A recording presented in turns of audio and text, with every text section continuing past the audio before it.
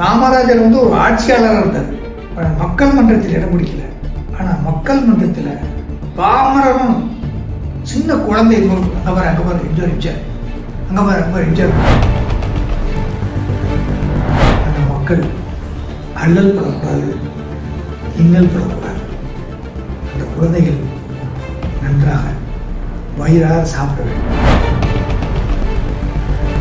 இந்தியாவிலே எல்லா மாநிலத்திலிருந்தும் வரவங்க இங்கே படிக்கிறாங்க. அந்த அளவுக்கு கல்வியை டீசென்ட்ரலைஸ் பண்ணி அப்படி தொலைநோக்கு பார்வை பண்ணவர் எம்ஜிஆர். கோவில், தேவாலயம், ஆமாம், பள்ளிவாசல். அதாவது பார்த்தீங்கன்னா மனிதநேயம் அனைவரும் பார்த்தீங்கன்னா பிரார்த்தனை பண்ணதுங்கிறது எம்ஜிஆருக்கு மட்டும்தான் ஏற்படுது. ஒரு சிலர் நினைச்சாங்க இல்லை ஜெயலலிதா அப்படின்னு நினைச்சாங்க. ஒரு சிலர் நினைச்சாங்க ஜானகி மாட்ட கொடுத்து அப்படின்னு நினைச்சாங்க. ஆனால் அவர் உயிர் என்ன எனக்கு பிறகு இந்த கட்சி தொண்டர்களுக்கு போகும். இது தொண்டர்களால் ஆரம்பிக்கப்பட்ட கட்சி.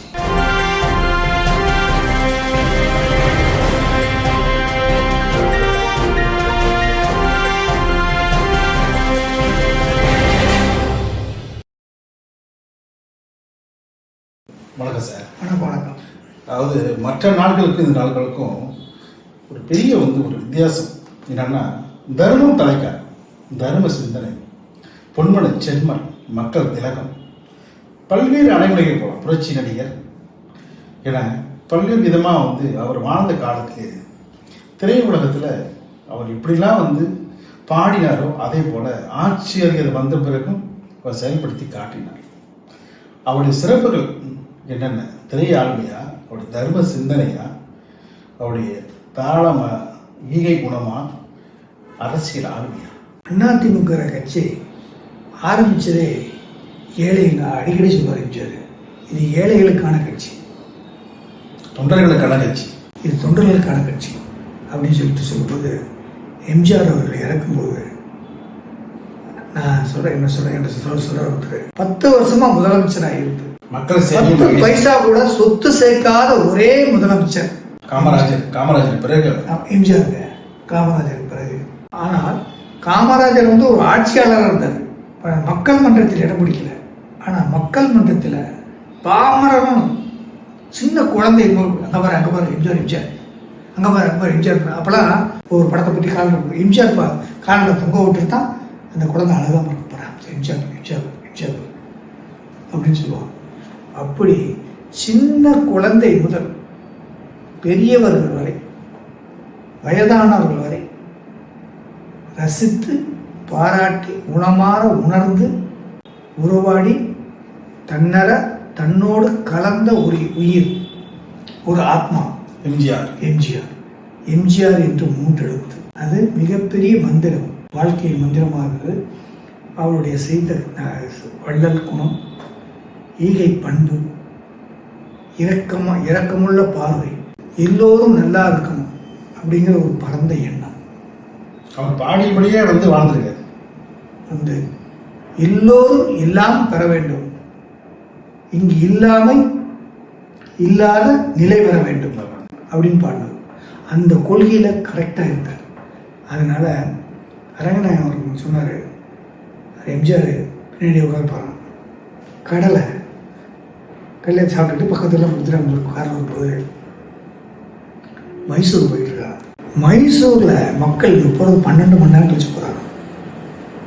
12 மணி நேரமும் அந்த மைசூர் மக்கள் வெயிட் பண்ணிட்டு போயிட்டு அவருக்கு அப்புறம் லேட்டாக வரும்போது அந்த இதில் வேலை செஞ்சுட்டு இருந்தவங்க விவசாயிகள்லாம் ஓடிறாங்க, உளுந்து அடித்து ஓடிறாங்க.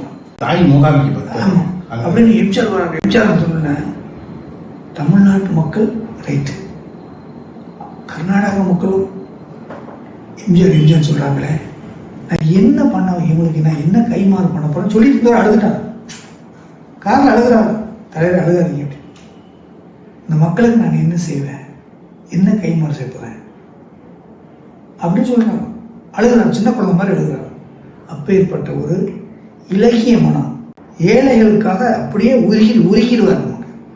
எனக்கு எது வேணாம் அப்படின்னு சொல்லிட்டு அப்போது இதை முடிச்சுட்டு கோட்டைக்கு வந்தாங்க. சொல்கிற ஒரே வார்த்தை, ஆஃபீஸர்ஸ்லாம் வருவாங்களாம், சீஃப் மினிஸ்டர் ஃபைல் கொண்டு வரும்போது ஒரே ஒரு கேள்வி தாங்கப்பா, இந்த திட்டத்தினால் ஏழைகளுக்கு என்ன பயன், மக்களுக்கு என்ன பயன், இந்த 2 தான் கேட்பாங்க. அதை அப்படி கேட்டணும் இப்படி கேட்டணும் அதெல்லாம் அவர் பேசவே மாட்டாங்க. மக்களுக்கு எதனால என்ன நன்மை, இதனால் ஏழைகளுக்கு நாட்டு மக்களுக்கு என்ன நன்மை, தமிழக மக்களுக்கு என்ன நன்மை, அது இருந்தால் சொல்லுங்கள், இல்லை அந்த கிடப்பை போடுங்க, இதை அதை கொண்டு வராங்க. அதுதான் அதனால தான் சார் அவர் இன்னைக்கு வரைக்கும் வாழ்ந்துட்டு இருக்கு. அப்புறம் சொல்லுவார், அப்படியே பார்ப்பாங்க அதிகாரிகள். அப்போ சொல்லுவாரா, என்னை நம்பி தமிழ்நாடு மக்கள் இருக்காங்க, அவங்க என்ன நினைக்கிறாங்கன்னா எந்நேரமும் எம்ஜிஆர் இருக்கிறாரு, நம்பிக்கையில் இருக்காங்க, நம்பிக்கை இருக்காங்க, அந்த நம்பிக்கையை நான் காப்பாற்றணும், அந்த பொறுப்பு எனக்கு இருக்கு. நீங்கள் அதிகாரிகள் உங்கள் வேலையை பாருங்கள், ஆனால் என்னுடைய வேலை மக்களை கவனிக்க வேண்டியது, மக்கள் என்ன நல்லா இருக்கணும், அதுதான். அதனால தான் சொல்கிறேன். அப்புறம் ஐயா சரிங்கய்யா, நிதி நிலைமை அதை பற்றிலாம் கவலைப்படாது, அது அப்புறம் பார்த்துக்கலாம். மக்கள் சேவை, மகேசன் சேவை, அதுதான். அதுக்காக மகேசனுக்கு ஒரு இடம் இருக்கும், அதற்கு வழி இருக்கும் அப்படின்னு சொல்லுவாங்க. அப்போ அதிகாரிகள்லாம் அந்த கிருமலுக்குள்ளே, அதாவது உண்மை வந்தவங்க அப்படி சிரிச்சுவாங்க, அப்படியே பண்ணமாட்டு. அப்போ சொல்லிட்டு போவாங்க அதிகாரிகள்லாம், ஒரு தலைவர் தான் இப்படி தான் இருக்கும், ஒரு இலக்கணமாக எடுத்துக்காட்டாக எந்நேரமும் மக்களை பற்றியே நீ நினைக்கிறாரு அப்படின்னு சொல்லிட்டு இருக்கும்போது, ஏன்னா இவரும் மக்களோட மக்களாக இருந்து கஷ்டப்படுന്ന ஒரு அரண்மையம் இங்கே வாங்க அப்படின்னா என்ன தலைவர், ஒரு பணக்கார ஒரு நடுத்தரத்தில் உள்ள குடும்பத்தில் உள்ள குழந்தைகள் வாரத்தில் ஒரு நாளாவது மதியத்தில் உணவு சூடாக காய்கறிகளை வச்சு சாப்பிட்றாங்க, சத்துணவு திட்டம். ஆனால் கிராமத்தில் உள்ள எத்தனையோ குழந்தைகள் நான் கஷ்டப்பட்ட மாதிரி சுடுசோறு சாப்பிட்றதுக்கே வழி இல்லாமல் இருக்காங்க. அதனால என்ன செய்வீங்களோ தெரியாது. ஒரு நடுத்தர குடும்பத்தில் உள்ள ஒரு குழந்தை மதியம் சூடாக ஆவி பறக்கும்போது ஆவி பறக்கிற மாதிரி எப்படி சாப்பிடுதோ காய்கறி எல்லாம் வைத்து, அதை போல ஏழை குழந்தைகள் சூடோட ஆவி பறக்க மதிய உணவு செய்ய வேண்டும் அப்படின்னு சொன்னா தமிழ்நாட்டில் சத்துணவு திட்டம். ஐயான்னு பதறிட்டாங்க அதிகாரிகள். ஐயா பணமே திட்டத்தை நடைமுறைப்படுத்த முடியாதுங்க, ஒண்ணுமே வழி இல்லையா அப்படின்னு சொல்லிட்டாங்க. இது மக்களாட்சி, மக்களாட்சியுடைய மாண்பை அந்த மக்கள் அல்லல் படக்கூடாது, இன்னல் படக்கூடாது. அந்த குழந்தைகள் நன்றாக வயிறாக சாப்பிட வேண்டும், அதுதான் என்னுடைய முதலமைச்சருடைய முதல் கடமை அப்படின்னு சொல்லிட்டு திட்டத்தை நிறைவேற்றுங்க, பணத்தை நிதி அப்புறம் பார்த்துக்கலாம் அப்படின்ட்டார். அது என்னுடைய பொறுப்பு, நிறைவேற்றுக்கணும்னு சொன்னார். அப்புறம் இல்லாமல் அதிகாரிகள்லாம் முனைட்டு போனாங்க. 1 மாதம் 2 மாதம் நடக்கும் இந்த திட்டம் சக்ஸஸ்ஃபுல்லாக இம்ப்ளிமெண்ட் பண்ண முடியாது அப்படின்னா பத்திரிக்கையில் எல்லா பத்திரிகையிலும் இருந்துச்சு. சத்துணவு திட்டத்தை சஸ்டெயின் பண்ண முடியாது, தொடர்ந்து நடத்த முடியாது அப்படின்னு எல்லா பத்திரிகைகளும் எழுதுனேன். அதை முறியடித்து இன்று இந்தியாவில் மட்டுமல்ல ஜப்பான் வெளிநாடுகள்லாம் அதை நிரூபித்து அதை சரித்திரத்தில் ஒரு மறுமலர்ச்சி திட்டமாக, ஒரு சீர்திருத்த திட்டமாக, சாதனை திட்டமாக, நல்வாழ்வு திட்டமாக, மக்களாட்சி மகத்துவமான ஒரு திட்டமாக சத்துணவு திட்டத்தை தந்தவர், சத்துணவு தந்த சரித்திர நாயகன் எம்ஜி ராமச்சந்திரன் என்ற 3 எழுத்து மந்திரம். இதை எதுக்கு நம்ம சொல்றோம் அப்படின்னா, இப்பேற்பட்ட ஒரு எம்ஜிஆர் அடுத்த அரங்கத்தை விட்டார். வசதி படுத்துறாங்க. மான்ஃபோர்ட் ஸ்கூலு, ஊட்டியில் போய் ஸ்கூலு, கொடைக்கானல் ஸ்கூலில் படிக்கிறாங்க, சர்ச் பார்க்கிறான்னு படிக்கிறாங்க. இந்த மாதிரி ஒரு சில மலைப்பிரதேசத்துலாம் அந்த படித்தவங்க தான் படிக்கிறாங்க. அதற்கான தாக்கம் அவருக்கு எங்கே ஏற்பட்டுச்சுன்னா, கும்பகோணத்தில் படிக்கிற பொழுது யாங்கடி பள்ளிகள் டைமண்ட் தேட்டர் பக்கத்தில் பார்த்தீங்கன்னா அந்த பள்ளியோட இன்னுமே இருக்குது. அந்த பள்ளியில் தான் படிச்சிருக்காரு. ஒரு பக்கம் திரும்பி வந்து பார்த்தீங்கன்னா லிட்டில் ஃப்ளவர் ஹையர் ஸ்கூல், அதே வந்து அவங்க தாக்கம், இந்த தாக்கத்தில் தான் அவங்க படத்தில் வந்து விருது பெற்றோம். அண்ணாந்து பார்க்கின்ற மாளிகை கட்டி அதில் அறையின் ஓலை குடிசை கட்டி. இது எதுக்கு சொல்கிறேன்னா, அந்த 2 பக்கமும், ஒரு பக்கம் வந்து வசதி படைத்த குழந்தைகள் படிக்கிறாங்க, இன்னொரு பக்கம் பார்த்தீங்கன்னா வசதி இல்லாத குழந்தைகள் படிக்கிறாங்க. அதை தாக்கம் அங்கே ஏற்பட்டது. அதோட வெளிப்பாடு தான் நீங்கள் சொன்ன விஷயம் அப்படின்னு சொல்லிட்டு என்ன பண்ணா, என்ன பண்ணலாம் தலைவரை யோசிக்கிற தலைவர் அப்படின்னு சொல்லிட்டு விடிய திட்டங்களை போட்டு ஒன்றுங்க. அன்னைக்கு ஆரம்பிச்சதுதான் +2 மேல்நிலை கல்வி. மேல்நிலை கல்வி அந்த திட்டத்தை கொண்டு வந்து அப்புறம் செல்ஃப் ஃபைனான்ஸ், பயங்கரமான எதிர்ப்பு, பயங்கரமான கிரிட்டிசிசம். கல்வியே வித்துட்டாங்க.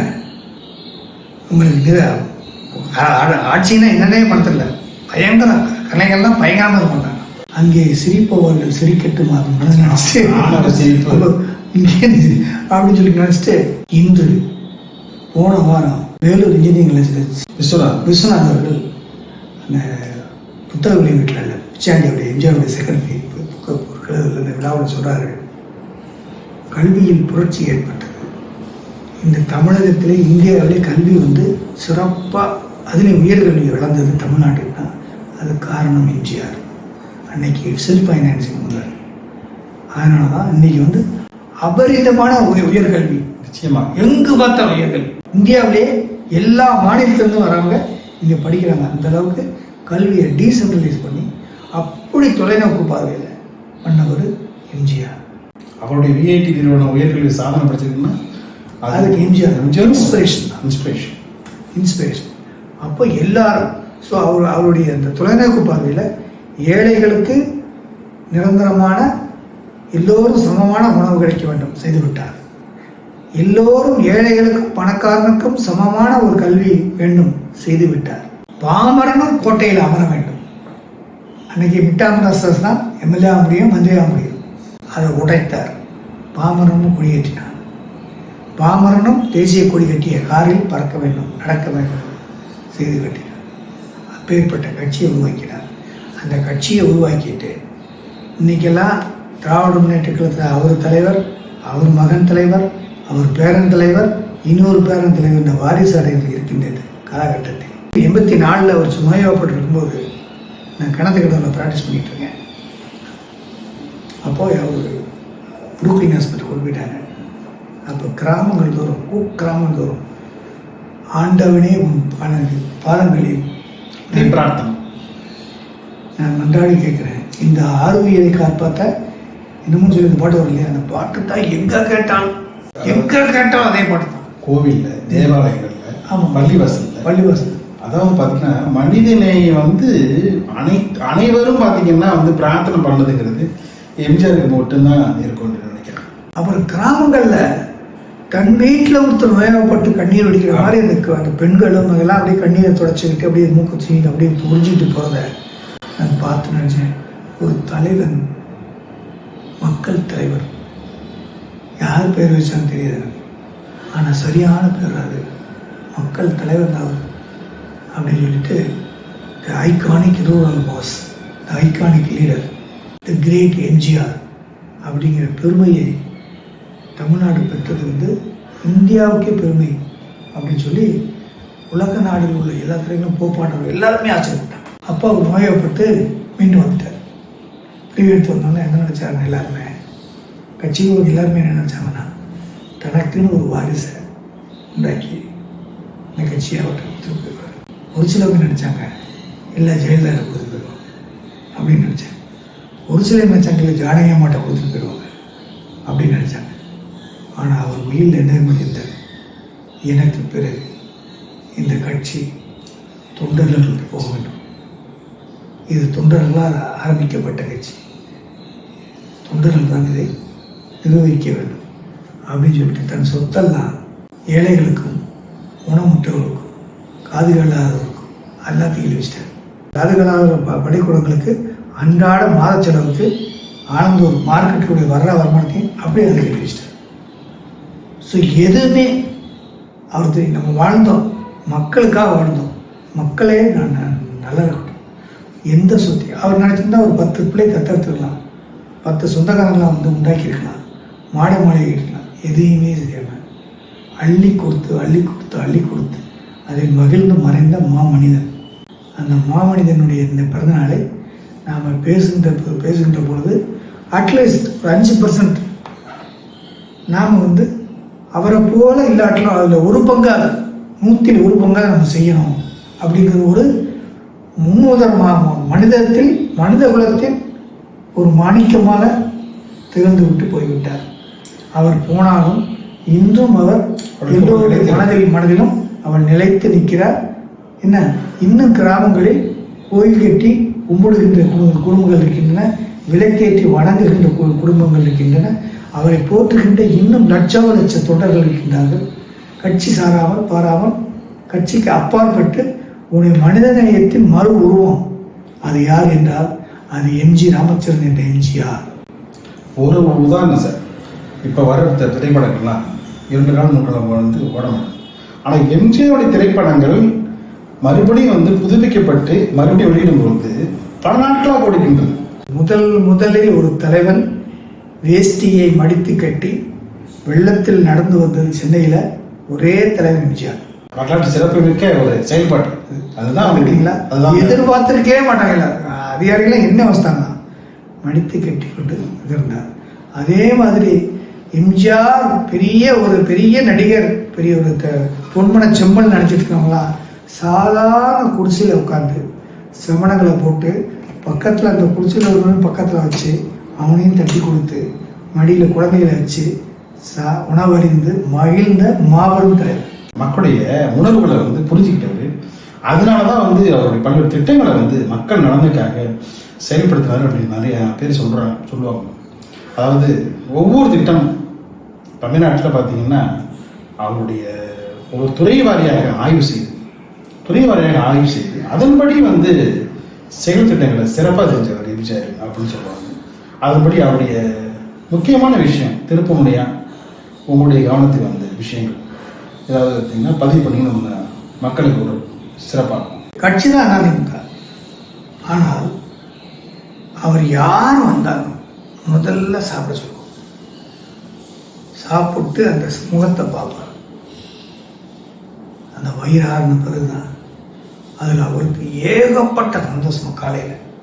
ஸோ இந்த 7 மணிலேருந்து 9 மணி வரைக்கும் மற்றவர்கள் சாப்பிடுவார் பார்த்து மனமகிழ்ந்துட்டு தான் வண்டி ஏறுவாங்க கோட்டைக்கு போகுது. அது ஒரு ஆனந்தம், ஒரு மகிழ்ச்சி, ஒரு சந்தோஷம். அதாவது அடுத்தவர் மகிழ்வித்து மகிழ். ஆனால் இன்றைக்கும் அரசியல்வாதி என்ன பண்ணுறாங்கன்னா அந்த 7லேருந்து 9 வரைக்கும் சீக்கிரட்டாக அந்த பிஸ்னஸ் மேன் சந்திப்பாங்க. இதைத்தான் நான் பார்த்துருக்கேன். நான் அன்னைக்கு அவர் எம்ஜிஆர் எல்லா தலைவர்கள் இல்லாமல் மக்களை வரவழைத்து உணவிட்டு அதை மகிழ்ந்து அதுக்கு ரசித்து அதை நினச்சிட்டே தான் குடிப்போம். உலகத்தில் நான் எத்தனையோ தலைவரை பற்றி கேள்விப்பட்டிருக்கேன், படிச்சிருக்கேன். ஃபிடல் காஸ்ட்ரோ நாள் கேட்டிருக்கேன். ஆனால் எந்த தலைவனும் இல்லாத ஒரு பண்பு அவர் எந்த மொழியிலும் எந்த நாட்டிலும் இல்லாத ஒரு தலைவனுக்கு கென்னடியை கூட பெருசாக பேசலாம், ஆபிரகாம் லிங்கனை பெருசாக பேசலாம், ஃபிடல் காஸ்ட்ரோவை பெருசாக பேசலாம், லெனினை பெருசாக பேசலாம், காந்தியை பெருசாக பேசலாம். இவர்களெல்லாம் உலகத்தில் உள்ள தலைவர்களில் தலை சிறந்த உலகமே பாராட்டக்கூடிய ஒரு தலைவர்கள் என்றாலும் இவர்களுக்கெல்லாம் மேலாக மனித நேயத்தின் மறு உருவம் அப்படின்னு ஒரு தலைவர் இருக்காருன்னா அது உலகத்தில் நான் கண்ட வரைக்கும் என்ன அறிவுக்கு எட்டிய வரைக்கும் எம்ஜிஆரை தவிர எம்ஜிஆர் மட்டுமே. திரைத்துறையிலிருந்து இவர்கள்லாம் வந்து நாட்டை ஆள என்ன தகுதி இருக்கு அப்படின்னு எதிர்மறையான கருத்துக்களை தவிடக்கூடிய ஆகியவர் எம்ஜிஆர். அதனால தான் பார்த்தீங்கன்னா திரைத்துறை மூலமாக உலக அரங்கிலையும் பார்த்தீங்கன்னா ஒரு முன்னுதாரணமாக ஒரு அயல்நாட்டில் கூட ஒரு திரை நடிகர் வந்து வெற்றி பெற்று ஆட்சி அமைத்துன்னு சொன்னார். எனக்கு ரோல் மாடலே வந்து இந்தியாவில் தமிழ்நாட்டில் இருந்த புரட்சி நடிகர் எம்ஜிஆர் அப்படின்னு பிலிப்பீன்ஸ் நாட்டுன்னு நினைக்கிறேன். அவர் பேருடைய எஸ்டார்னு சொல்லுவாங்க. அந்த நடிகர் சொன்னதாக ஒரு தகவல். அதுபோல் வந்து பல நாடுகளில் தலைவர்களையும் ஏகப்பட்ட பேரை வந்து தன்னுடைய தூய செயல்பாட்டாக இழுத்தவர். அதனால தான் இன்றைக்கு வரைக்கும் அவருடைய புகழ் நிலைத்திருக்கு. அவரை பற்றி நம்மளாம் வந்து பேசிகிட்டு இருக்கோம். அதனால் வந்து பார்த்திங்கன்னா இன்று மட்டும் இல்லை என்றென்றும் வந்து அவர் புகழ் நீடில் இருக்கணும். அவர் போல உள்ளவங்க வந்து என்ன செய்யணும் சார்?